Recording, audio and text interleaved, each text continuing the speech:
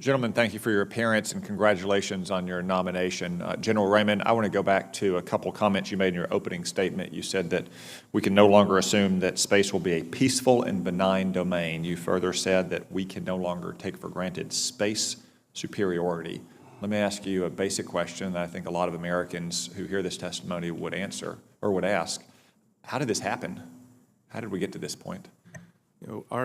We're the best in the world at space. Since some refer to Desert Storm as the first space war. It's the first war where we took space capabilities and integrated them into the fight. My whole career, basically my whole career, has been spent integrating those space capabilities. They provide our nation great advantage. They provide our joint warfighters great advantage. There's nothing that we do as a joint warfight that isn't enabled by space. Unfortunately, our adversaries have had a front row seat into our many successes and have seen the advantages that they provide us, and to be honest, they don't like what they see. And they're rapidly developing capabilities to negate our use of space and to negate the advantage that space provides. We talk about near-peer competitors, and you just said our adversaries, but we live in a world with nations, and those nations have names, and they live in specific places. What are those countries that have made these strides over the last 30 years? There's a full spectrum of capabilities for counter space capabilities, everything from low-end reversible jamming to high-end direct descent ASATs. The low-end reversible jamming piece is spread out about a few more nations, but the really concerning nations that have the ability to kinetically destroy our satellites would be Russia and China. Is it fair to say that China in particular looked at what we did in 1991, massing troops for several months on the border of what was then the country with the world's fourth largest army, using space and information technology, and said, we will never let that happen to us? I think it's fair to say that China has been watching and understands how we integrate space to great effect. You talk a little bit about the capabilities there. Could you just explain, kind of plain language, what those capabilities are, what their space weapons, to put it in plain language, would be? I will put it in plain language, and I'll go in a closed hearing, I can go into a lot more detail. But everything from reversible jamming of GPS satellites that our nation relies on and our joint force relies on, communication satellites, our ability to communicate across vast distances. They can jam those communication satellites. They have the ability, as demonstrated by China in 2007, to launch a missile from the ground and destroy one of their own satellites. They blew that satellite up into about 3,000 pieces of debris. There's also concerning activities on orbit, and there's also directed energy threats. So there's a full spectrum of threats, and I'll tell you the scope, scale, and complexity of those threats are alive and well. Can you say more about what you mean by concerning activities on orbit? I'd prefer to do that in a closed hearing. Directed energy, it's a fancy term for lasers? Yes, sir. Sounds pretty dire, like a pretty dire threat.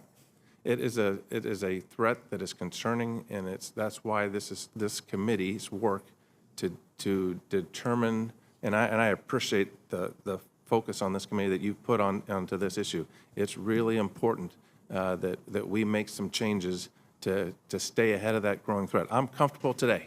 I'm comfortable we're the best in the world, but we need to move fast, and with your support, we're going to get there.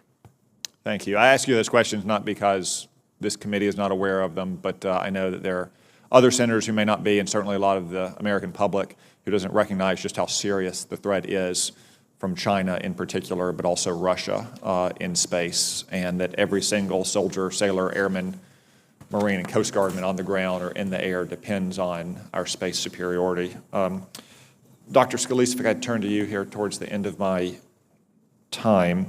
At NASA, you've been a proponent of inserting a lot of cutting-edge commercial technology into programs. Could you talk a little bit about your experience in doing so and assess the risks and benefits of building partnerships with private industry to accomplish the NRO's mission? And to the extent you see those risks, what you can do to mitigate them?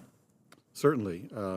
I see principally benefits. The commercial sector is developing some technologies and adopting some technologies that will allow us to bring to bear capabilities that can fill gaps, improve our resiliency by providing similar information if it's needed.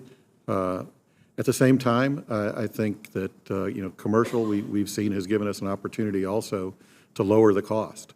We have been very successful in buying I'll call it off-the-shelf spacecraft. There is no real such thing as off-the-shelf spacecraft, but spacecraft developed by the commercial industry that have proven to be very effective in terms of performance, and therefore has reduced the cost of our systems and reduced the time to delivery so that the government could focus on the exquisite instruments that are needed to go off and measure whether it's space activities or ground activities on Earth. At the same time, we have to recognize that there are challenges. We have to understand where the supplier base is, that intellectual property is being protected, and that the information that we provide is protected in a useful way. It can all be done very effectively with a good acquisition process that I believe NASA has and the NRO has as well. Thank you, gentlemen.